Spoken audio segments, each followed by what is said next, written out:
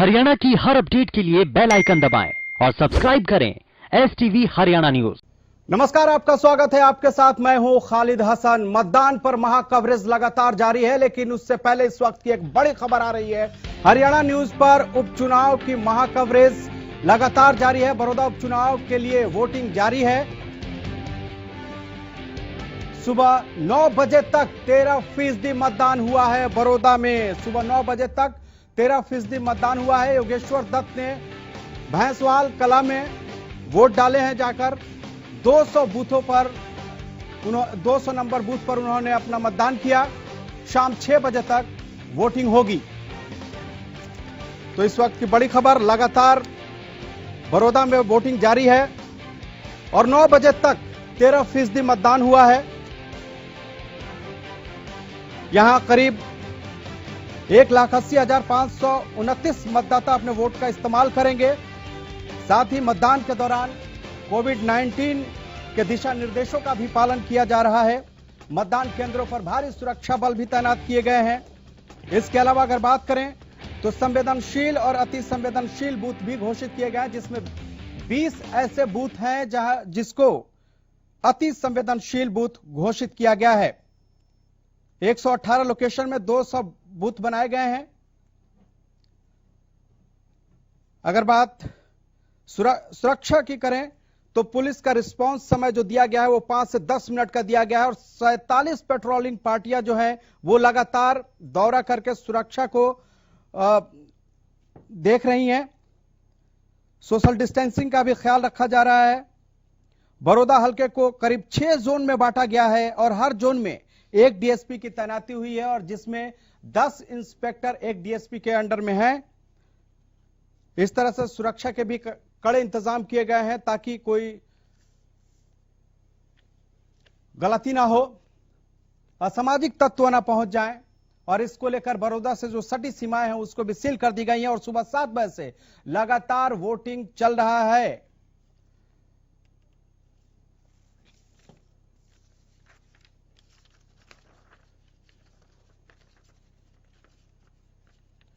तो बड़ौदा में मतदान हो रहा है, सुबह से वोटिंग हो रही है, लगातार लोग घरों से निकल रहे हैं और हरियाणा न्यूज भी आपसे अपील करता है कि आप मतदान केंद्रों तक जाएं और वोट करें।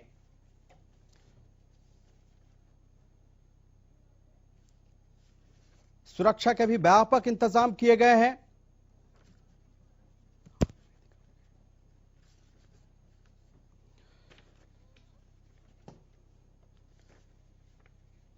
मतदान पर महा कवरेज हमारा लगातार जारी है। हमारे साथ 3 पैनलों का गेस्ट भी अभी जुड़ चुका है। सबसे पहले हम सोमवीर आर्या जी का स्वागत करेंगे, राजनीतिक विश्लेषक हैं। इसके बाद निकिता अरोड़ा कांग्रेस से हैं, प्रवक्ता हैं, हमारे साथ जुड़ चुकी हैं। और रजवंत डहिनवाल प्रवक्ता इनेलो भी हमारे साथ स्टूडियो में मौजूद हैं। सबसे पहले मैं निकिता के पास आना चाहूंगा। निकिता, ये सीट आपकी थी, 2009 से कांग्रेस इस सीट पर कांग्रेस का कब्जा था। इस बार के चुनाव में क्या लगता है, क्या कांग्रेस फिर कमाल कर पाएगी?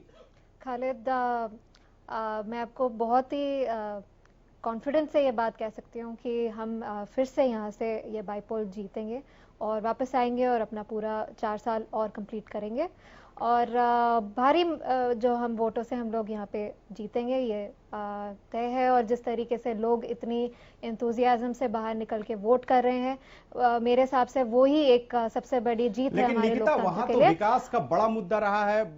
हमारे कई जो संवाददाता हैं, इसके अलावा हमारी कई टीमें अभी बड़ौदा में है, वहां से कई तस्वीरें ऐसी आई जिसमें ऐसा लग रहा है कि कहीं ना कहीं बड़ौदा पिछड़ता हुआ नजर आ रहा है। और अगर बात करें हम, जो सत्ताधारी पार्टियां हैं वो लगातार कह रहे हैं कि अगर उनके कैंडिडेट यहां से जीतते हैं तो वो यहां पर विकास की गंगा बहाएंगे। ऐसे में अगर विकास पे वोट पड़ता है तो फिर क्या होगा? देखिए, बीजेपी का तो वैसे ही सबसे एक बहुत ही चहेता वर्ड है जुमला।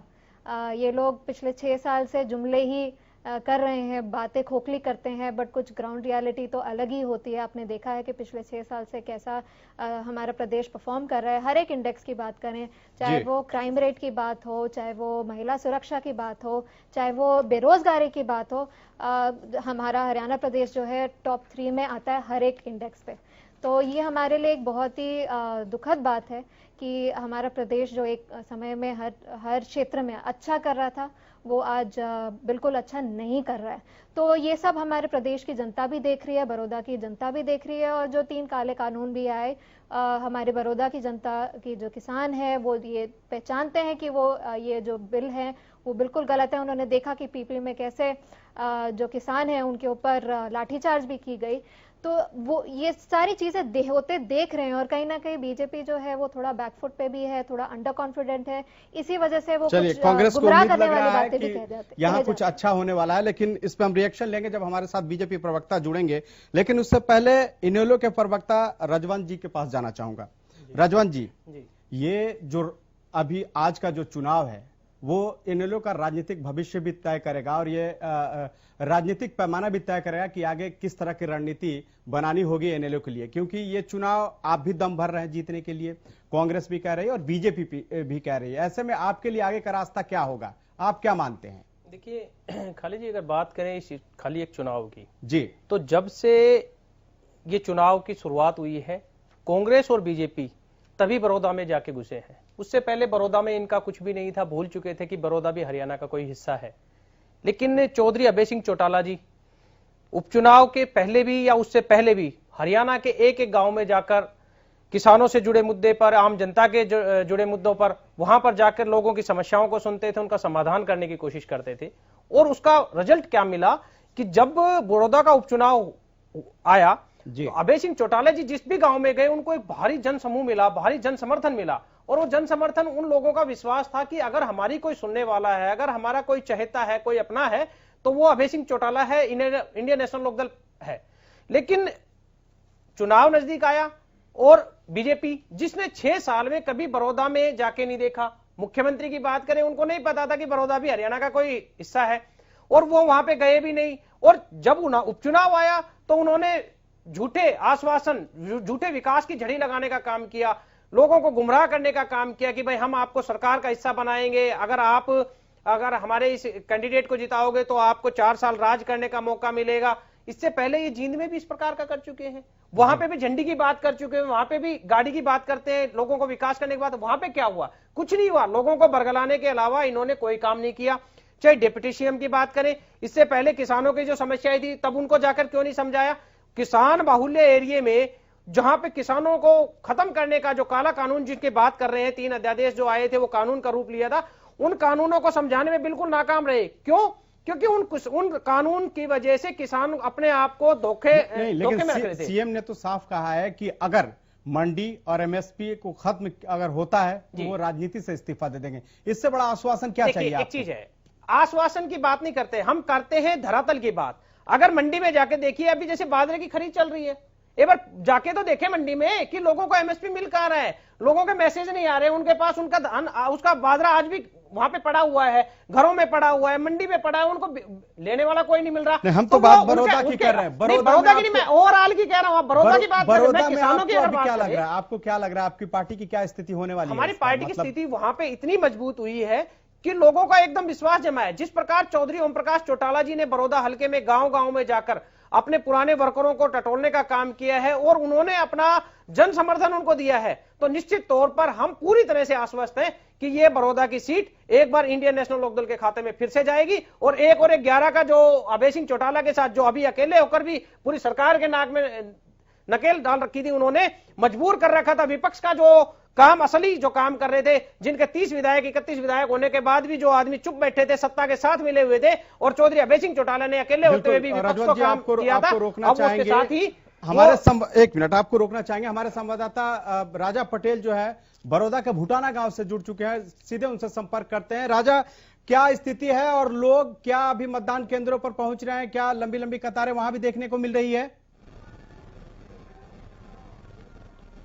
जी बिल्कुल, देखिए भूटाना गांव की बात करें तो बूथ नंबर 103 पर इस वक्त हम मौजूद हैं, क्योंकि दोपहर का समय है। सुबह यहाँ पर ज्यादा भीड़ थी, पर मैं आप दिखाना चाहूंगा आपको जो भीड़ है धीरे धीरे छटने लगी है। दोपहर का समय है, इक्का दुक्का लोग यहाँ पर जरूर नजर आ रहे हैं साफ तौर पर, क्योंकि सोशल डिस्टेंसिंग का यहाँ पर ख्याल रखा जा रहा है साफ तौर पर। चाहे हम बात करें सोशल डिस्टेंसिंग की या फिर जिस तरीके से कोरोना काल चल रहा है उसकी बात करें, तो दोपहर के समय के बाद तो 11 बजे तक का जो आंकड़ा आया है उसमें मतदान भारी संख्या में जो है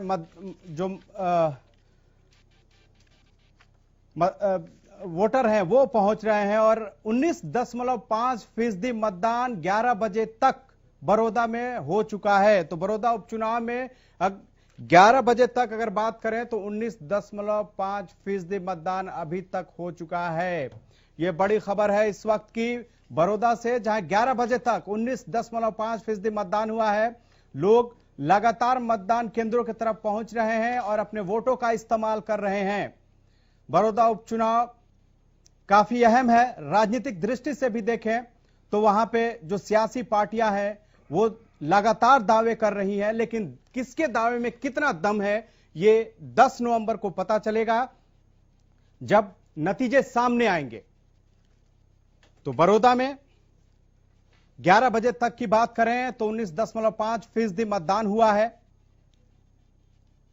प्रदेश के सभी बड़े नेताओं ने लोगों से ज्यादा मतदान करने की अपील की है।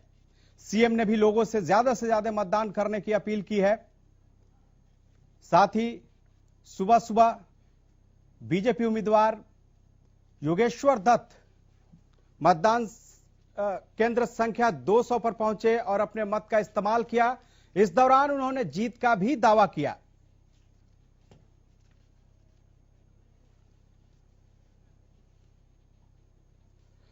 तो लगातार बड़ौदा पर हमारी नजर बनी हुई है और हम पल पल का अपडेट भी आपको दे रहे हैं। रजवन जी, आपसे हम पूछ रहे थे कि क्या स्थिति है और इस बार आपकी क्या स्थिति रहने वाली है, क्योंकि 2019 के जो विधानसभा चुनाव थे उसमें इनेलो कुछ खास बेहतर नहीं कर पाई थी। जी देखिए खालिद जी, बात अगर 2019 की, हर चुनाव अपना अलग महत्व रखता है। 2019 के बाद जिस प्रकार लोगों का एक जन समूह है, जो लोग एक बार विश्वास जता रहे हैं, पार्टी में एक बार दोबारा से आ रहे हैं, पार्टी सबसे बड़ी बात होती है कि कोई भी आदमी सत्ता पक्ष को छोड़कर अगर पार्टी में आते हैं तो वो बड़ा महत्वपूर्ण होता है। इसी प्रकार भारतीय जनता पार्टी के श्याम सिंह राणा जी की बात करें या हम दूसरे नेताओं की बात करें, वो सत्ता पक्ष को छोड़कर इंडियन नेशनल लोकदल परिवार में आए हैं, पार्टी को ज्वाइन किया है। क्यों?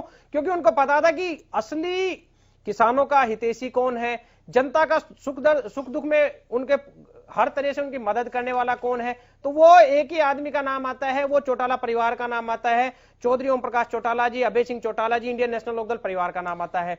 और वो आदमी भी समझ चुके थे कि भारतीय जनता पार्टी ने जिस प्रकार ये काले कानून लेके आए हैं उससे किसानों का बड़ा नुकसान हुआ है।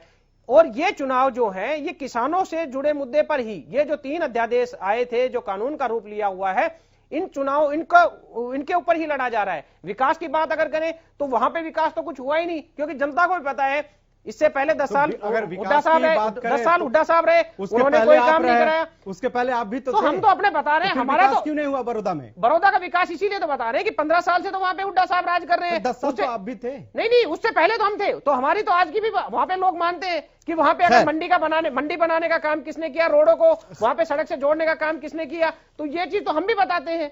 हमारे काम तो आज भी जनता जानती है। वहां पे थोड़ा सा यहाँ रुके, हमारे एक संवाददाता जो है राजा पटेल, वो बुटाना गांव से जुड़ चुके हैं और उनसे हम सीधे संपर्क करना चाहते हैं।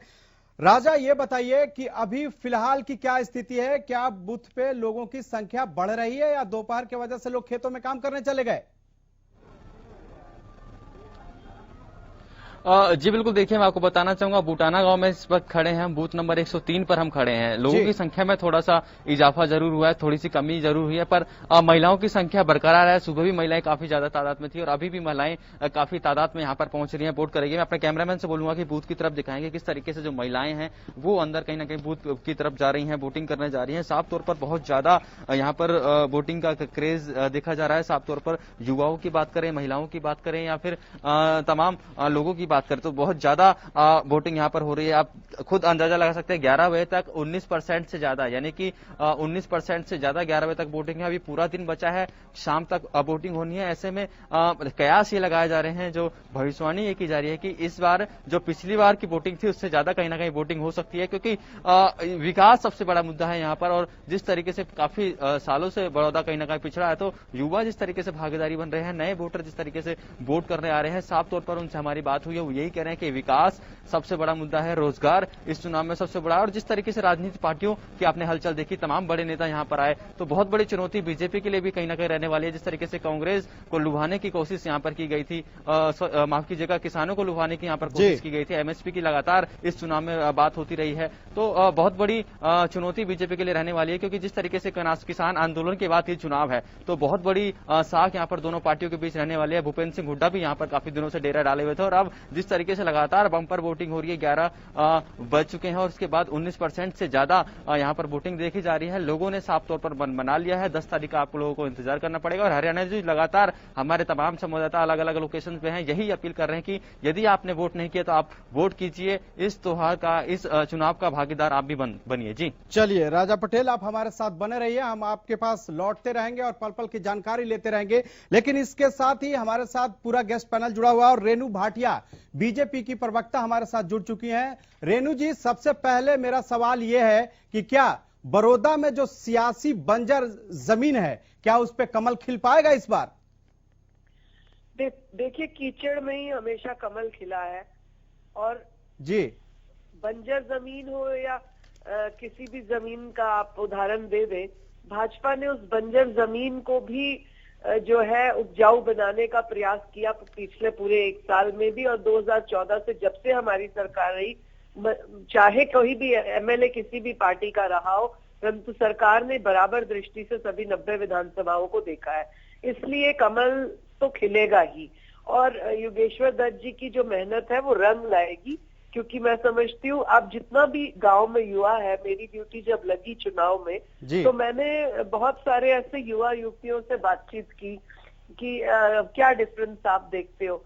तो सबने अपने तरीके से बात की कि एक इस व्यक्ति में ऐसा, इस व्यक्ति में ऐसा, लेकिन योगेश्वर दत्त में एक स्पोर्ट्समैन स्पिरिट है, और जिसमें स्पोर्ट्समैन स्पिरिट होता है वो किसी भी चीज को करके जो है साबित करने का उसमें क्षमता होती है, उसमें एक सोच होती है। और जिसने देश का नाम रोशन किया है वो अपने क्षेत्र का नाम रोशन क्यों नहीं करेगा, ये बहुत सारे बच्चों में एक भावना थी। तो मुझे ऐसा लगता है जो बच्चे आज हमारे वोटर्स बने हैं या अपग्रेडिंग स्टेज में हैं, वो बहुत कुछ देखते हैं आगे, और उन्होंने अपने बड़ों से पिछले नेताओं के बारे में भी सुना होता है। तो इसलिए मैं ऐसा समझती हूँ कि योगेश्वर दत्त बड़ौदा में कमल खिलाएंगे और शाम तक आपको रिजल्ट। चलिए, इसके बारे में तो जानकारी 10 नवंबर को सामने आएगी, लेकिन एक सवाल ये भी है कि बड़ौदा कहीं ना कहीं विकास में पिछड़ गया है। अब उसको कैसे मुख्य धारा में लाया जाएगा, कैसे वहां पे जो बहुत सारी जो तस्वीरें आई उसमें स्कूल की बात करें, स्वास्थ्य की बात करें या और भी इंफ्रास्ट्रक्चर की बात करें, वो कहीं ना कहीं बाकी जगहों से पिछड़ता हुआ नजर आया। तो अब इसके लिए अगर चुनाव के बाद कुछ पॉजिटिव आपके पक्ष में होता है तो फिर किस तरह की रणनीति बनाई जाएगी ताकि बड़ौदा एक विकास की पटरी पे आ सके? देखिए, रणनीति कहे या सेवा नीति कहे, वो बिल्कुल तैयार है, क्योंकि जो भी पिछले विधायक रहे उससे पिछले रहे, जिस तरह से कांग्रेस अपना वो जो है डंका बजाती है कि हम 3 बार से लगातार आए। अगर 3 बार से लगातार आए तो क्या वो काम करने के लिए नहीं बने थे? सरकार कोई भी हो, यदि आप में क्षमता है और आपका प्लान है और आप दूरदर्शी हैं, तो आप अपने क्षेत्र के लिए तो हर काम करेंगे। और अगर पिछले 2 बारियों की बात करें कांग्रेस के विधायकों की, तो माननीय मुख्यमंत्री जी मनोहर लाल जी ने तो कभी भी किसी विधायक में फर्क नहीं किया। इसका मतलब इन पिछले 2 टेन्योर्स में 2014 में 2019 में जो विधायक रहे जिनको जनता ने चुना के भेजा, और उससे पूर्व 2009 में जब इनकी अपनी सरकार थी, यदि इन्होंने कोई ऐसी सॉलिड प्लानिंग बड़ौदा को आगे बढ़ाने के लिए या कोई फ्यूचर प्लान, आप और मैं भी अगर कोई स्टडी सोचते हैं तो हम कहते हैं कि हम 10वीं करने के बाद बिल्कुल कहीं ना कहीं आपको ये लगता है कि बड़ौदा के पिछड़ेपन के लिए कांग्रेस जिम्मेदार रही, क्योंकि कांग्रेस के विधायक वहां से रहे। निकिता, क्या जवाब देंगी आप इसका? देखिए, जो मैम ने सवाल उठाया है, मैं तो ये कहूंगी कि बीजेपी अभी हमारे बीजेपी के प्रवक्ता जी ने बताया कि कमल कीचड़ में ही उगता है और खिलता है। तो मैं ये कहूंगी ये बीजेपी हमारी जो है वो कीचड़ पहले बनाती है, फिर उसमें खिलने की बात करती है। तो आप मुझे बताइए कि मैंने अभी थोड़ी देर पहले भी आपको बताया कि आप काफ़ी सारे अखबार खोल के देख लीजिए, स्वर्गीय कृष्ण हुड्डा जी ने बहुत बार ये बात कही भी कि उन्होंने बड़ौदा के विकास की बात बहुत करी, उन्होंने सरकार से सहयोग भी मांगा, सहयोग नहीं भी मिला बहुत बारी। तो ये ऑन रिकॉर्ड है उनके न्यूज़पेपर्स में, आप कहीं पे भी उठा के आप देख सकते हैं। बाकी मैं अगर कहूँ तो युवा जो है बड़ौदा का, हमने भी उनसे बात काफ़ी करी है, तो वो इस बात से बहुत उनको दुख हो रहा है कि जो बेरोजगारी है हमारे प्रदेश में वो देश में सबसे ज्यादा है।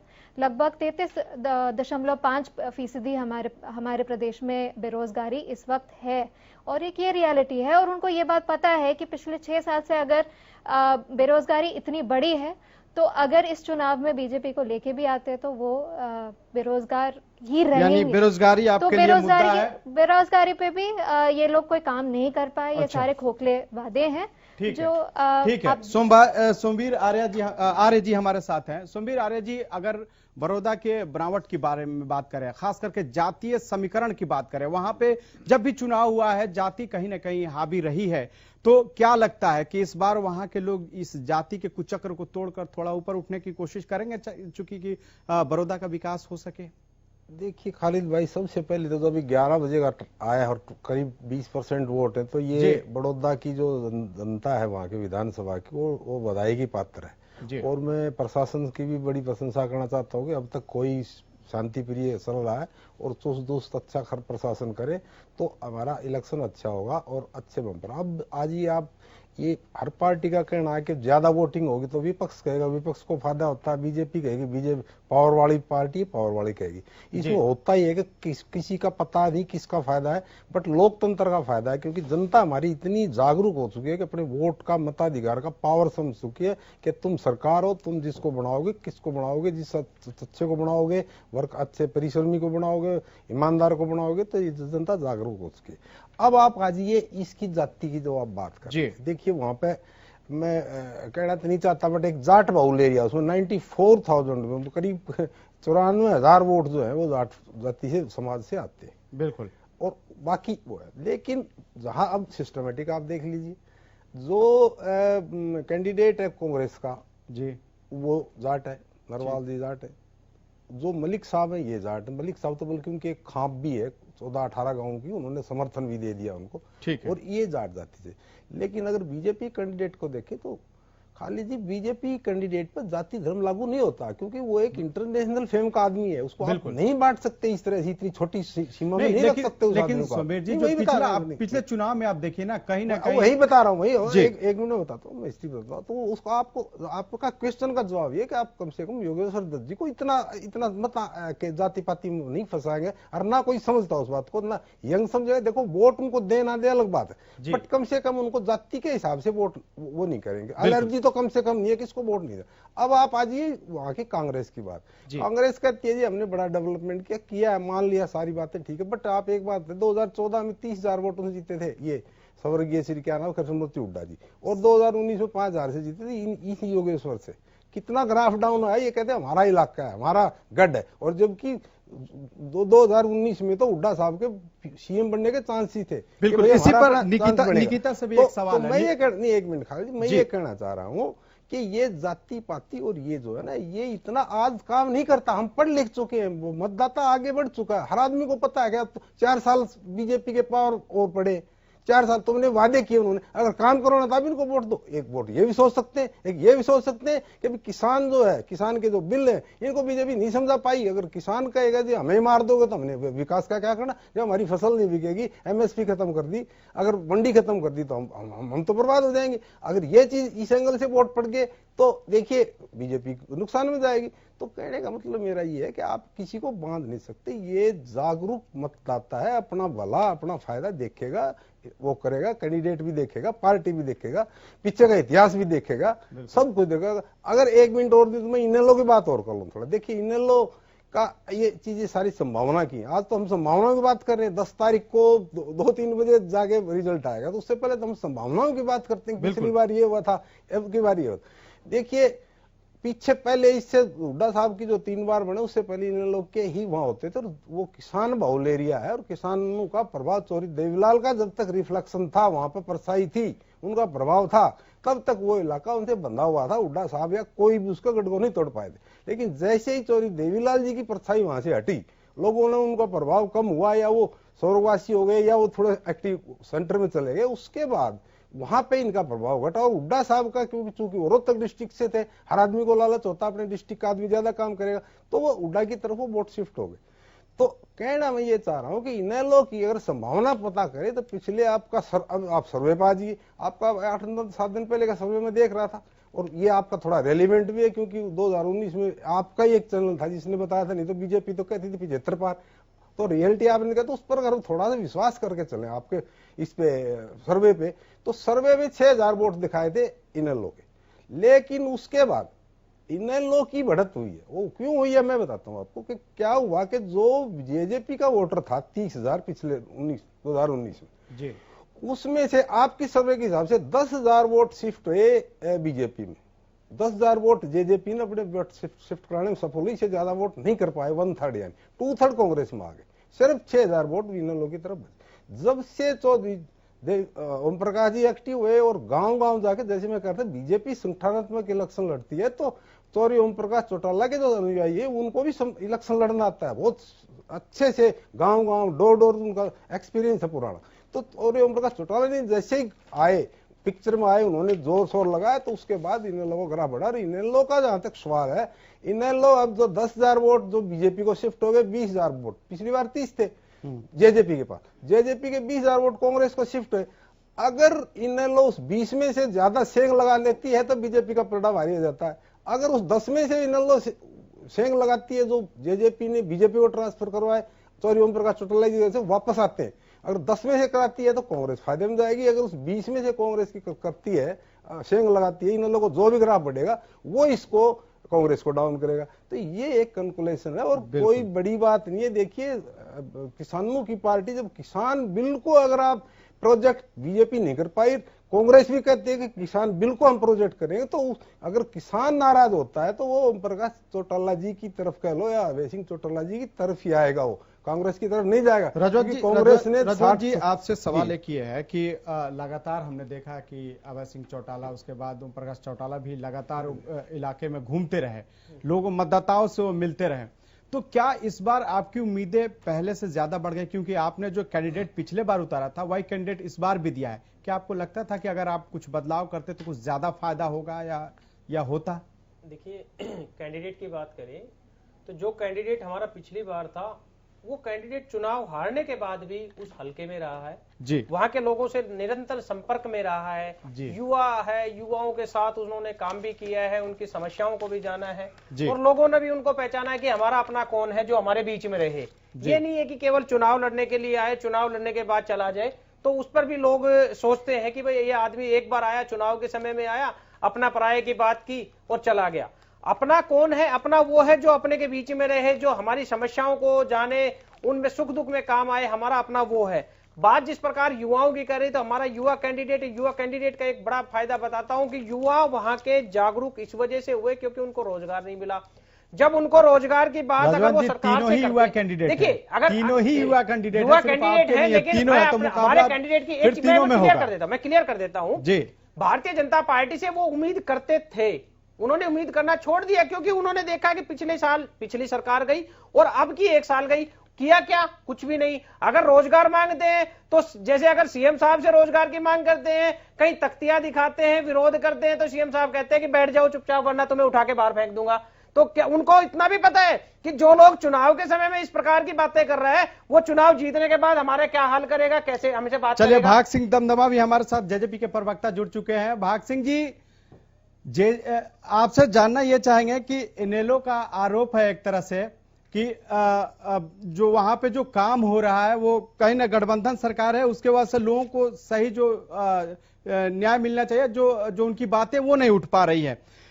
सवाल यह है कि आप और बीजेपी एक साथ आ गए हैं, अब क्या संभावनाएं आपके लिए वहां बनता है? क्योंकि आप लोगों ने पिछली बार अलग अलग चुनाव लड़ा था, तो आप लोगों ने अच्छा खासा वोट अलग अलग अगर देखें तो अगर दोनों को मिलाएं तो ज्यादा कांग्रेस से ज्यादा वोट बनता है। ऐसे में आपकी क्या संभावनाएं वहां गठबंधन के लिए लग रही है? देखिए, पिछले चाहे भारतीय जनता पार्टी और चाहे जननायक जनता पार्टी ने चुनाव बेशक अलग अलग लड़े थे, लेकिन आप वोट देखिए और जो जीत और हार का अंतर था एक वो देखिए। अब भारतीय जनता पार्टी और जननायक जनता पार्टी का गठबंधन है। हमारे दोनों पार्टी के नेता बड़ौदा के अंदर पूरी तरह से कार्यकर्ताओं को साथ में लेकर इस चुनाव के लिए जी जान से लड़े हुए हैं। और जिस प्रकार से आज वोटरों का उत्साह है, जिस प्रकार से वोटर वोट डाल रहे हैं, और जो हल्का हल्का पता लगता है आपके चैनल के माध्यम से कि वहां इस प्रकार से जो वोटिंग हो रही है वो क्लियर गठबंधन के पक्ष में वोटिंग हो रही है। और जो हमारा कैंडिडेट है पहलवान योगेश्वर जी, ये वहां से क्लियर जीत कर आ रहे हैं।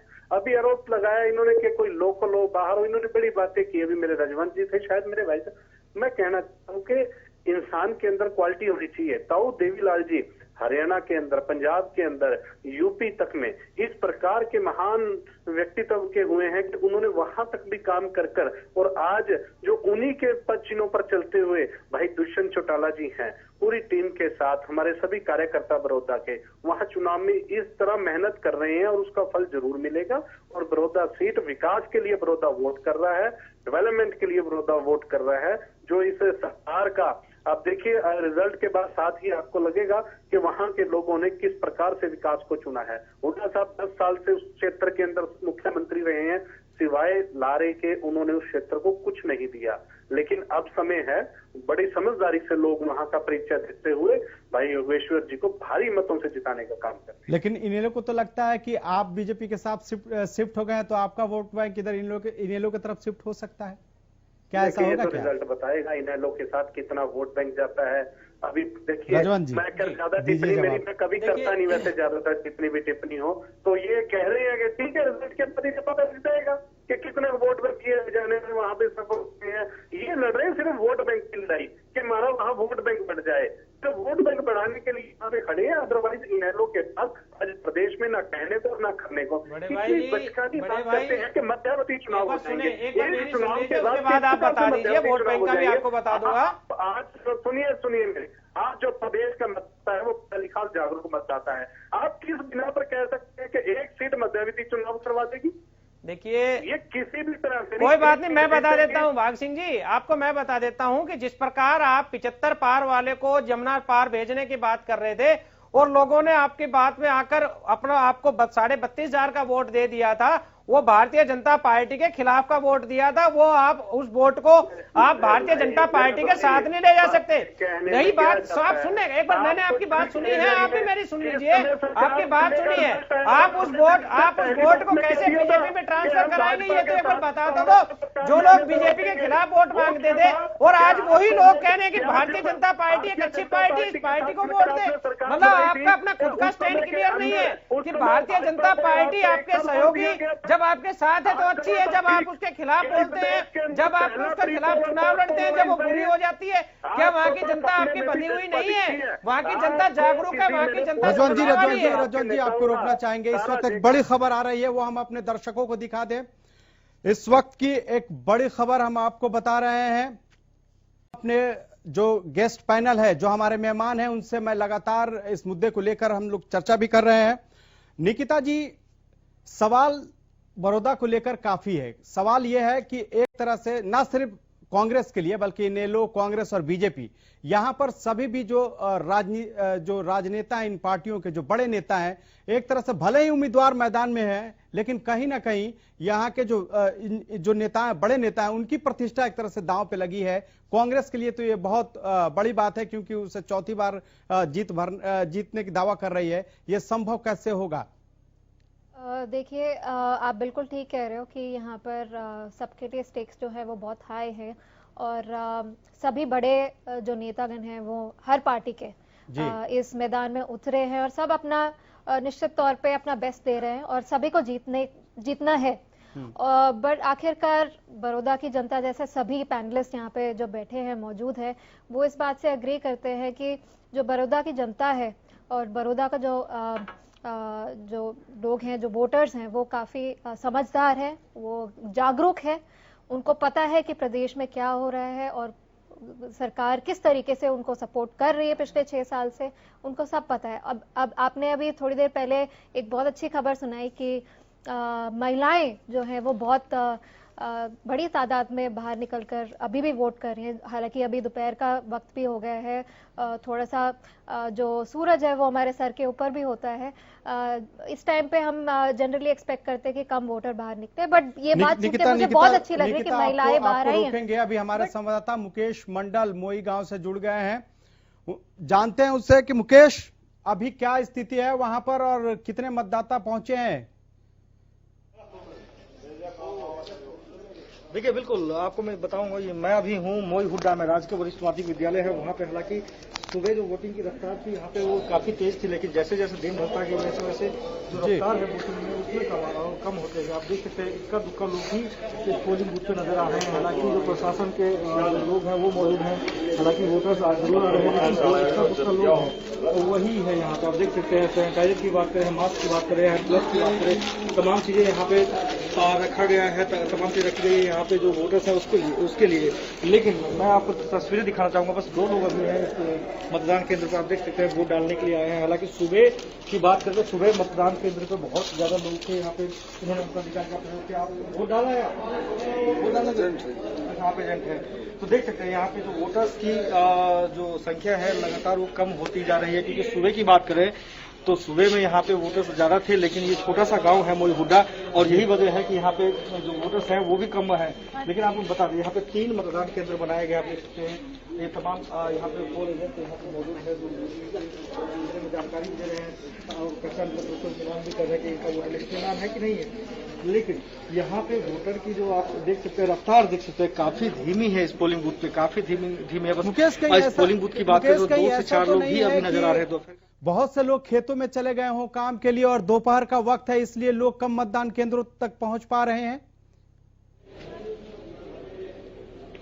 देखिए बिल्कुल, जब सुबह का वक्त होता है तो लोगों के पास समय होता है, सुबह में जितने लोगों ने मतदान किया वो करके चले गए। लेकिन इस टाइम लोग जो खास करके हम बात करें गाँव की देहात की, तो वहाँ पे लोग खेतों में जाते हैं काम करने के लिए, अपने अपने खेतों में काम करते रहते हैं, खेतों में लगे रहते हैं और यही वजह है कि ज्यादा मतदाता इस टाइम नहीं आते। हालांकि जब 3-4 बजे की बात करें तो उसके बाद जो मतदाताओं की संख्या है उसमें लगातार बढ़ोतरी होती है, क्योंकि वो लोग अपने काम से अपने खेतों से लौट आते हैं और उनका काम बस रह जाता है मतदान करना। और यही वजह है कि अभी इस पोलिंग बूथ पे लोग कम है। लेकिन माना यह जा रहा है कि दोपहर बाद यानी 3-4 बजे के बाद जो आखिरी का समय बचता है उस वक्त में यहाँ पे लोग मतदान करते हैं। जरूर देख सकते हैं कुछ महिलाएं भी यहाँ पे मतदान करके जा रहे हैं और यहाँ पे जो पोलिंग एजेंट है वो तमाम लोग यहाँ पे मौजूद है। लेकिन चलिए मुकेश, हम आपके पास लौटेंगे। तो जैसे जैसे दिन चढ़ रहा है, खास करके गांव का ये इलाका है, मोई हुड्डा गांव है और यहाँ लोग सुबह में तो बहुत संख्या में आए, लेकिन जैसे जैसे दिन चढ़ रहा है वो खेतों में चले गए इसलिए नहीं आ पा रहे होंगे। लेकिन उम्मीद है कि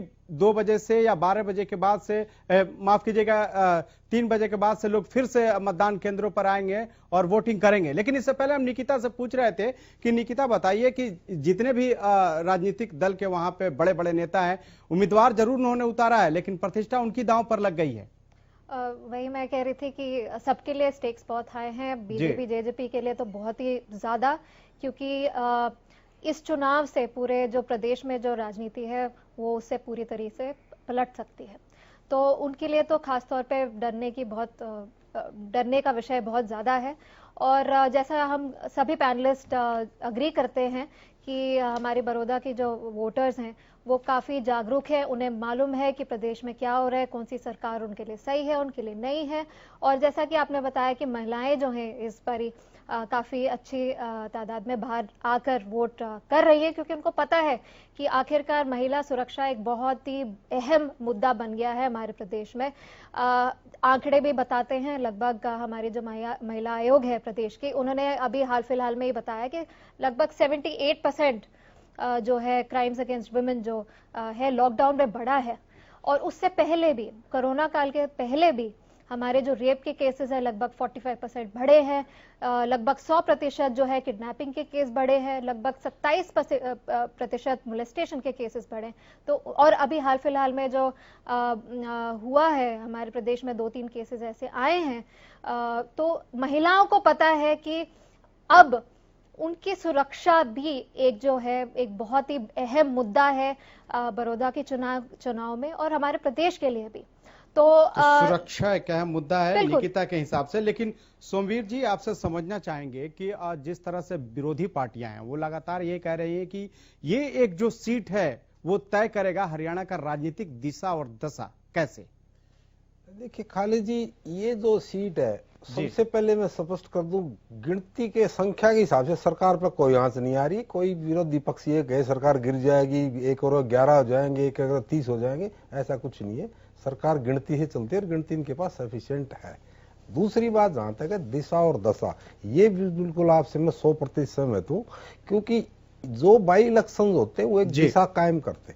अब जैसे निकिता जी ने कहा कि जी इनके लिए ज्यादा है, निकिता जी आपके लिए भी कम नहीं है, क्योंकि सीट आपकी है। बल्कि मैं तो कहता हूं आपके लिए ज्यादा इज्जत का सवाल है, कांग्रेस की ज्यादा इज्जत का सवाल है, क्योंकि जिसकी सीट होती है उसकी सीट साख बचाए रखने के लिए, क्योंकि साल पहले या थोड़ा टाइम पहले आपको मैंडेट दिया है जनता ने, और आज आप ये सोच रहे हो कि भाई उनकी ज्यादा है। हाँ, बीजेपी के लिए ये है कि बीजेपी को बहुत बड़ा गेन होगा, अगर जैसे जींद बाई इलेक्शन में हुआ था इसी तरह से बहुत बड़ा गेन है।